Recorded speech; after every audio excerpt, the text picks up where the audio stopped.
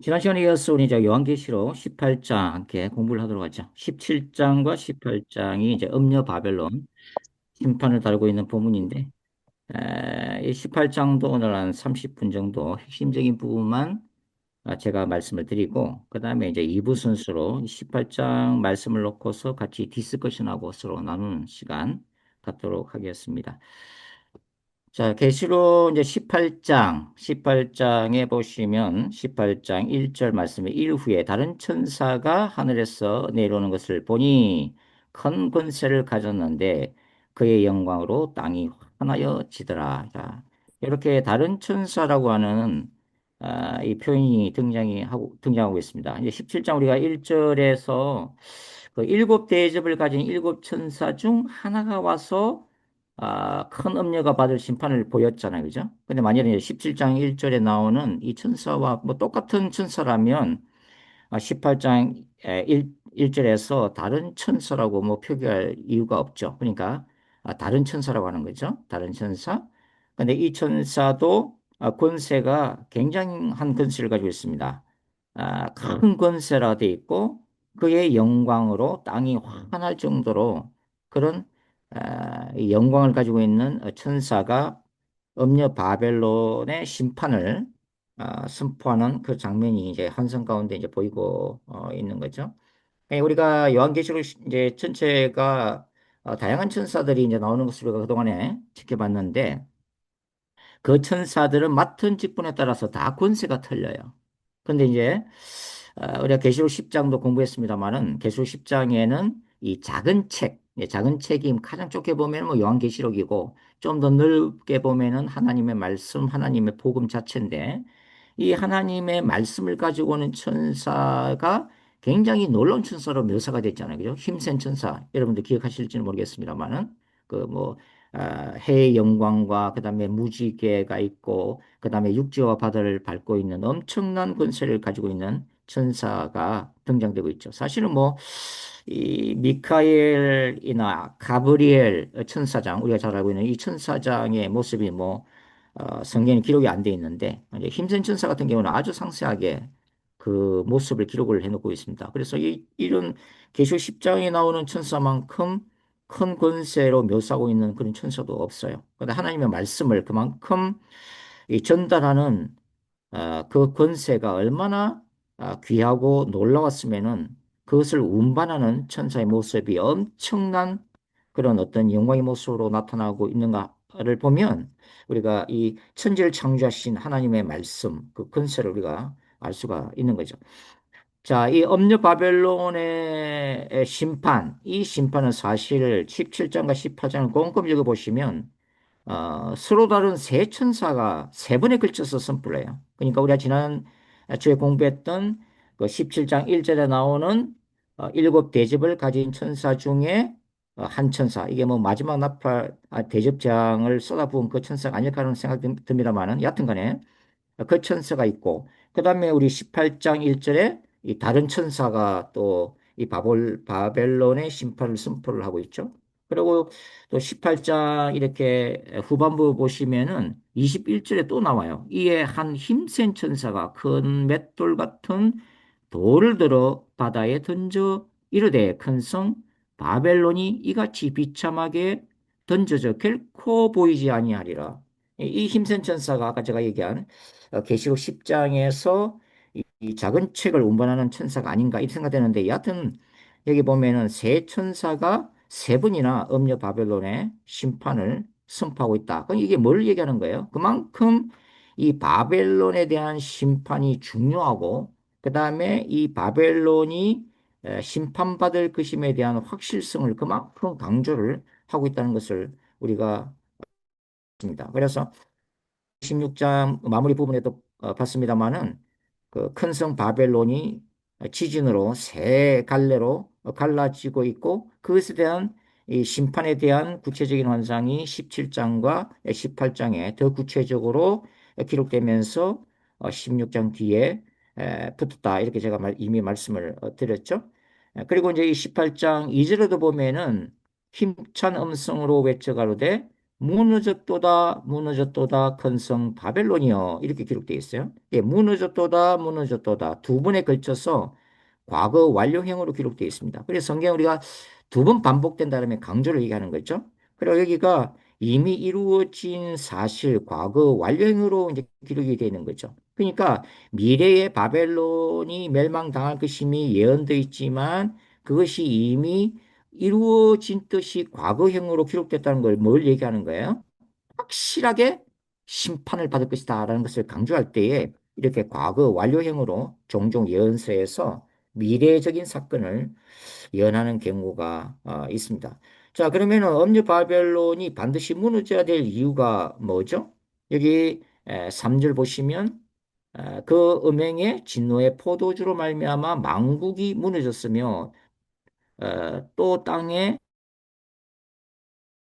더불어 음행하였으며 땅의 상인들도 그 사치에 에, 세력으로 치부하였다. 자, 요 부분이 있고 그 앞에가 뭡니까? 무너졌다 무너졌다 그 뒤에 나오는 게 귀신의 처소와 각종 더러운 영이 모이는 곳과 각종 더럽고 가증한 새들이 모이는 곳이 되도다.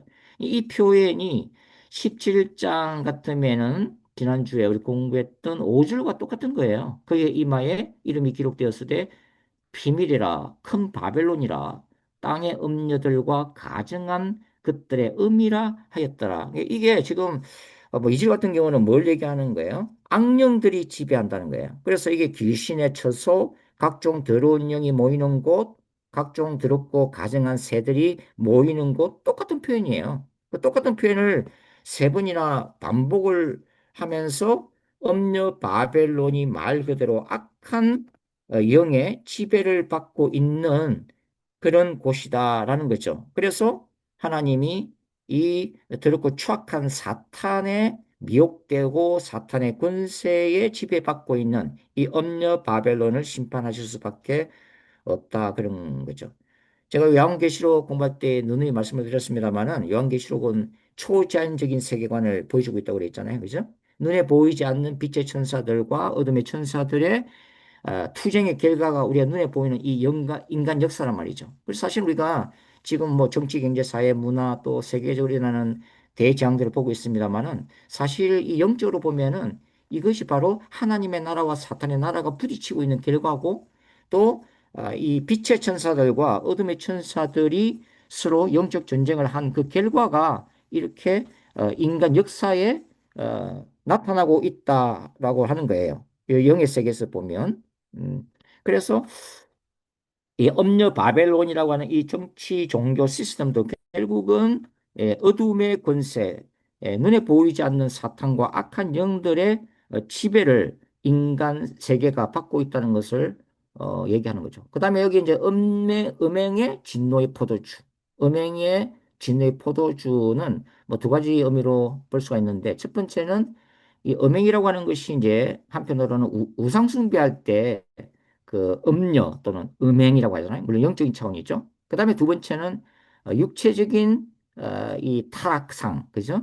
성적인 타락상을 얘기할 때도 음행이라는 거예요. 근데 이것이 이제 사실 1세기 로마 제국 상황 속에서는 다 해당됩니다. 왜냐면은 영적으로 보면은 로마 황제 도미티아는 살아있는 신으로 섬겼잖아요. 그죠? 우상 숭배죠. 근데 그 외에 각종 그리스 로마 신들을 다 섬겼다고 그랬죠. 그다음 두 번째가 로마 제국이 이 타락한 성적으로도 굉장히 타락한 쾌락의 제국이었잖아요. 그죠? 그래서 이 두 가지가 다 이제 해당이 된다 하는 거죠. 그래서 뭐 17장, 18장에 나오는 이 엄녀 바벨론이 적 그리스도의 세계라면 사실 계시록 13장에 나오는 짐승의 표하고도 연결하면은 결국은 이런 이 음행의 진노의 포도주를 받을 수밖에 없는 것은 짐승의 표를 받았기 때문이죠. 그죠?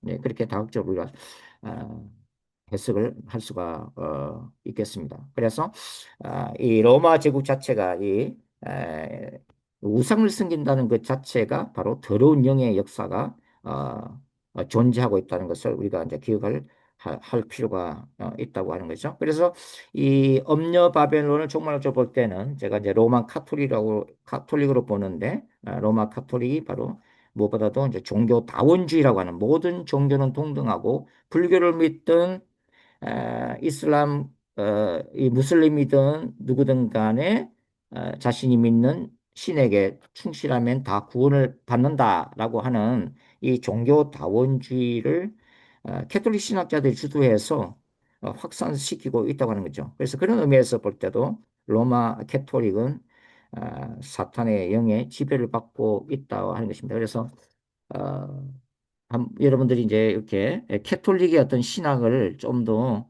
자세히 이 캐톨릭에 대해서 공부할 필요가 있다고 하는 거죠. 그래서 이 마지막 때의 적그리스도의 종교 권력 체제가 이 엄녀 바벨론의 미래적인 모습인데 바로 이것이 우리가 이미 공부했던 용인 사탄과 그다음에 바다에서 나오는 적그리스도, 땅에서 나오는 거짓 선지자, 그다음에 엄녀 바벨론 열불 열왕이라고 하는 이 종합적인 종교 체제가 말 그대로 사탄과 어둠의 영들의 지배를 받는 체제이면서 그렇기 때문에 하나님을 대적하고 하나님의 백성들을 박해하는 사탄적인 시스템이다 하는 것을 우리가 알 수가 있는 거죠. 그다음에 이제 이 3절에 보면은 뭐가 나오냐면 땅의 왕들이 나오고 땅의 상인들이 나오잖아요. 땅의 왕들은 뭘 얘기하는 거죠? 정치 권력을 얘기하는 거죠.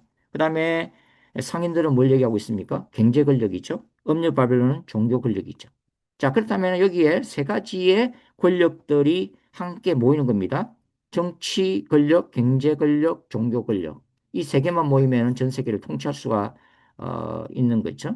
그래서 이 엄녀 바벨론은 이 세 개의 권력들, 정치 권력, 그 다음에 재벌들을 중심으로 하고 있는 이 경제 권력, 그 다음에 엄녀 바벨론이라고 하는 종교 권력이 서로 힘을 합쳐서 세상을 지배하는 그런 구조다 하는 것을 우리가 이제 볼 수 있는 거죠. 그래서 이 세 개의 권력이 합쳐지면은 어느 누구도 대항을 할 수가 없습니다. 이것이 이제 막강한 적그리스도의 지배 체제가 형성될 거라고 하는 것을 알 수가 있다는 얘기죠.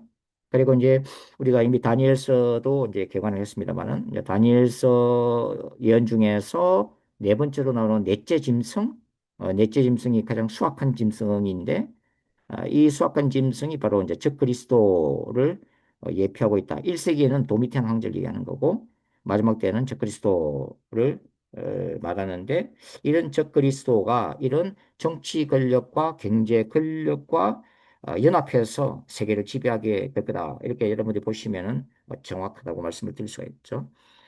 자, 이제 18장은 크게 이제 세 개의 단락으로 이제 내용이 구성되어 있어요. 그냥 이 4절과 5절은 성도들에게 주는 메시지인데 뭐라고 되어 있냐면 4절과 5절에 뭐라고 되어 있어요? 또 내가 들으니 하늘로부터 다른 음성이 나서 이르되 내 백성아 거기서 나와 그의 죄에 참여하지 말고 음녀 바벨론의 죄에 동참하지 말고 그가 받을 재앙들을 받지 말라.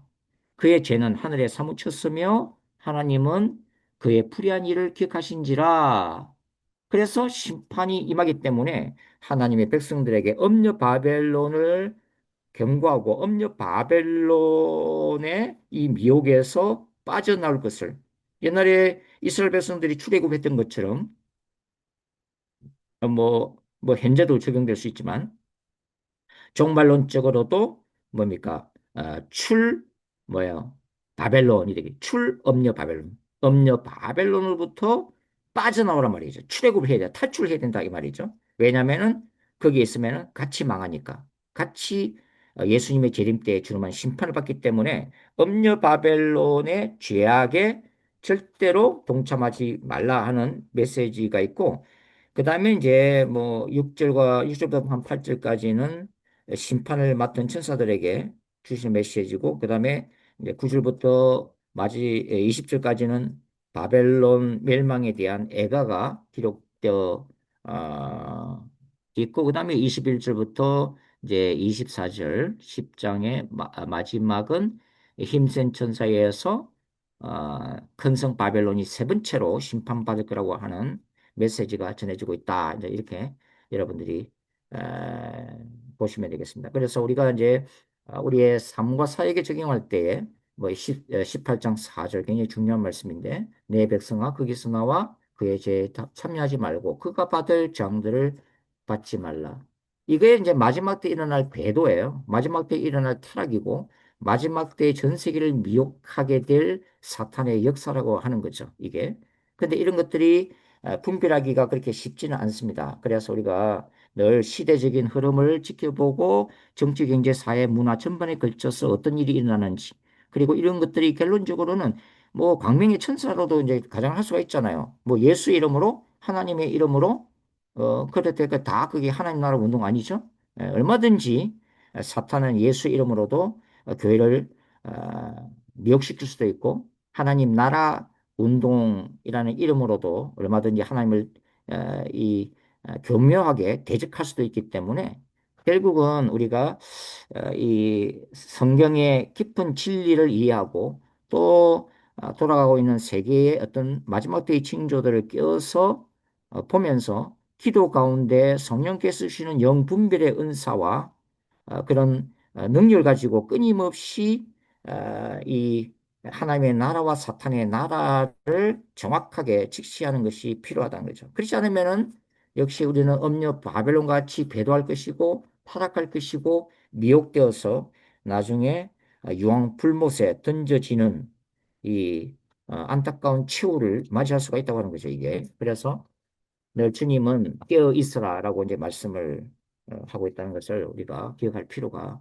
있다고 하는 것입니다. 그래서 이러한 이 마지막 때에 이러한 그 정치 권력, 경제 권력, 종교 권력이 만들어내고 있는 이 올가미 속에서 결국은 오직 예수라고 하는 이런 진리를 지키기 위해서는 결국은 박해를 감수할 수밖에 없다는 겁니다. 박해가 반드시 오게 되어 있다고 하는 거죠. 그것을 이제 환란의 날이다 이렇게 이제 부르죠. 결국은 우리가 이제 성경에서 얘기한 노아 홍수가 임하기 전에 뭐이 하나님의 계시적인 말씀 안에서 노아가 준비했던 그 준비성, 그 다음에 에녹이 세상에서 타락한 세상에서 그렇게 살다가 나중에 뒤에 하나님을 만나고 하나님과 어떤 이런 종말론적인 영성도 필요하고요. 그죠? 아, 아브라함이 늘 이 땅에서 살았지만 그러나 나그네의 영성을 가지고 있었잖아요. 그 본향을 늘 사모했단 말이죠. 히브리서 말씀 11장 보시면 그죠? 아, 돌아갈 본향이 있었으면은 아브라함도 돌아갔겠지만 그러나 그는 하늘의 본향을 사모하면서 이 땅에서의 나그네의 삶을 믿음으로 받아들였다는 얘기가 있죠. 그러니까 우리가 이 하늘의 본향을 사모하는 그런 영성도 필요하고 또 요셉같이 보디발의 아내가 유혹할 때 그 유혹을 뿌리칠 수 있는 그 현장을 과감하게 떠날 수 있는 그 죄와 하나님에 대한 두려움도 우리에게 필요하다고 하는 거죠. 그리고 뭐 소돔과 고모라 같은 경우에 거기 그 땅에 이제 그했던 롯 같은 경우 거기서 얼마나 많은 그 불갱건한 모습을 보면서 고뇌하면서 고통을 많이 겪었죠. 근데 그러면서 결국은 소돔과 고모라를 빠져나오는데 이런 또 롯과 같은 이 타락한 시대에 대한 진지한 고민도 우리 모두에게 이제 필요하다 하는 것을 우리가 이제 알 수가 있습니다. 결국은 가장 중심적인 것은 오직 예수라고 하는 그 좁은 길을 갈 수 있는 용기 그리고 이 적그리스도를 숭배하는 뭐 종교다원주의든 자유주의 신학이든 간에 이런 것들은 굉장히 넓은 길이에요. 그러나 좁은 길을 갈 때는 항상 가시밭길이고 고난이고 박해가 뒤따르는 길이기 때문에 어, 지금도 넘어지는 종들이 얼마나 많은지 모릅니다. 하여튼 것을 우리가 기억할 필요가 있죠. 그 다음에 이제 뭐 18장 이 음녀 바벨론의 특성 중에 저 하나가 우리가 조금 기억해야 될 게 뭐냐면 바로 이제 18장 7절 말씀인데 그가 얼마나 자기를 영화롭게 했으며 사차했든지 그만큼 고통과 애통함으로 갚아주라. 그가 마음에 이르기를 음녀 바벨론이 뭐라고 그래요? 스스로 나는 여왕으로 앉은 자요 가부가 아니라 결단코 애통함을 당하지 아니하네. 이게 뭐예요? 교만이죠. 교만. 음녀 바벨론의 교만을 얘기하는 것입니다. 이거는 바로 사탄의 교만과 통하는 거죠. 그래서 어, 심판을 받을 수밖에 없었다.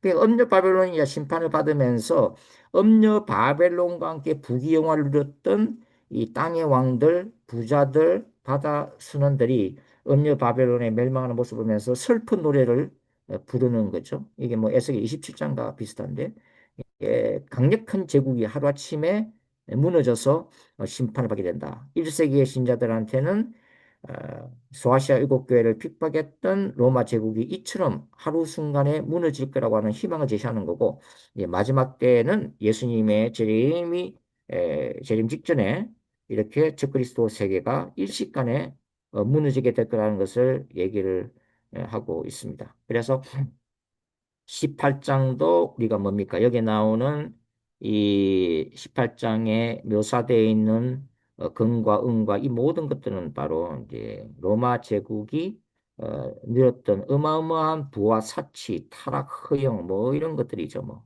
그래서 뭐 로마 이야기를 읽어보시면 얼마나 로마가 우상 숭배하고 바카스 축제 술을 즐기고 거대한 목욕탕 시설에다가 음란과 그다음에 매일 귀족들이 사치스러운 음식을 즐기고 또 뭐 손가락 넣어가지고 토하기까지 하면서 밤새도록 먹었잖아요, 그죠? 그다음에 골로세움에서 검투사들 전차 경기 이런 걸 통해 가지고 얼마나 이런 잔인한 살인 게임을 즐기는 이뭐 로마 우리가 로마를 갖다가 공부하다 보면 이제 이런 것들이 다 나오게 되죠. 자, 그런데 여기 이제 18장에 여기 이제 이 음녀 바벨론이 상품 목록이 그랬던 상품 목록이 이제 뭐 나오고 있는데 이런 것도 이제 우리가 뭐 열심히 또 읽어 보시면은 뭐 하나하나가 어, 의미가 있는데 뭐 13절 같은 경우에 쭉 나오는데 마지막에 보시면은 뭐가 나와요? 사람의 영혼들도 이 품목에 들어있어요. 굉장히 특이한 거죠. 이게 사람의 영혼을 주고 파는 염려 바벨론의 이 도시, 이 세계를 얘기를 하고 있는 거죠. 그러니까 사탄이 다스리고 나라에서는 결론적으로는 이러한 부귀영화의 끝자락에는 늘 이 뭡니까 인간의 영혼을 주고 파는 게 나온다는 거죠, 그죠? 뭐 사탄이 뭐 그 영혼을 지옥으로 끌고 가기 위해서는 뭐 이 세상에 부귀영화 다 주잖아요. 예수님을 시험했던 광야의 마귀처럼 그죠? 예, 그런 것들이 이 영혼을 주고 파는 바로 세계를 음녀 바벨론이 보여주고 있다 하는 것도 우리가 생각을 할 필요가 있습니다. 자, 그리고 이제 여기 18장 후반부에 이제 18장 15절 이하에 이제 보면은 아, 이제 이 음녀 바벨론의 세계에서는 이제 그 이제 통곡이 일어나는 거죠. 왜 하나님의 주님한 심판이 이제 임하니까 통곡이 일어나는데 20절 보시면 18장 20절 같은 거 보시면 하늘과 성도들과 사도들과 선지자들아 그로 말미암아 즐거워하라 하나님이 너희를 위하여 그에게 심판을 행하셨습니다. 자 여기 보면 하늘과 성도들과 사도들과 선지자들을 기뻐하라고 그랬잖아요. 왜 그럴까요? 이 엄녀 바벨론이 하늘을 대적하고 성도들과 사도들과 선지자들을 잡아 죽였기 때문이죠. 그만큼 피가 순교의 피가 엄녀 바벨론 안에 흘러 넘치기 때문에 결국은 하나님이 이들의 그 신원을 들으시고 그게 뭐 예전에 우리가 계시록 6장 그죠? 6장과 8장에서 하늘의 순교자들 환상 볼 때 이미 말씀을 드렸는데 그 순교자들이 하늘에서 끊임없이 번진 앞에서 주님 우리의 의로운 피를 갚아주시기를 어느 때까지 하시겠습니까? 라고 울부짖은 땅이 났죠. 뭐 이런 것들이 바로 하나님이 그 기도를 들으시고 이제 음녀 바벨론을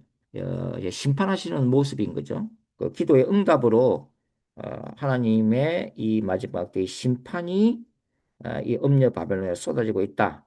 이걸 이제 우리가 알 수가 있는 거죠. 그래서 여기 이제 쭉 보시면은 이 22절 보시면은 22절 또 검은 고 타는 자와 풍류하는 자와 풍서 부는 자와 나팔 부는 자들의 소리가 결코 내 안에 들리지 아니하고 음녀 바벨론 이제 노래 소리가 이 끊어질 거라고 하는 거죠. 심판이 오니까 어떠한 세공자든지 결코 다시 내 안에서 보이지 아니하고 맷돌 소리가 결코 다시 내 안에서 들리지 아니하고 모든 경제 활동이 중지되는 거고 등불빛이 결코 다시 내 안에서 비치지 아니하고 신랑과 신부의 음성이 결코 다시 내 안에서 들리지 아니하고 이 결혼식 하는 그런 어떤 축제도 이제는 사라지는 거죠, 그죠? 너의 상인들은 땅의 왕족들이라 내 북술로 말미암아 만국이 미혹되었도다. 그러면서 이제 선지자들의 피가 있었기 때문에 이런 심판을 받았다 이렇게 얘기하는 거죠. 근데 이런 것들이 이제 19장하고 이렇게 이제 서로 이렇게 대조를 하면은 어떤 게 있냐면 음녀 바벨론 통곡 소리가 이제 19장에 예수님의 재림이라고 하는 하늘의 혼인잔치 찬양과 아주 날카로운 대조를 이루고 있습니다. 그리고 이 18장에서 음녀 바벨론이 멸망당을 해서 검은 연기가 쫙 올라가거든요. 그런 것들은 19장에서는 이 성도들의 찬양이 연기처럼 하늘 올라가는 것과 대조를 이루고 있어요. 그리고 이 18장, 19장에는 그 엄녀 바벨론의 수많은 진귀한 보석들 나오죠, 보석들. 이 보석들은 이 하늘에서 내려오는 새 예루살렘을 장식하고 있는 보석들하고 또 대조를 이루고 있고.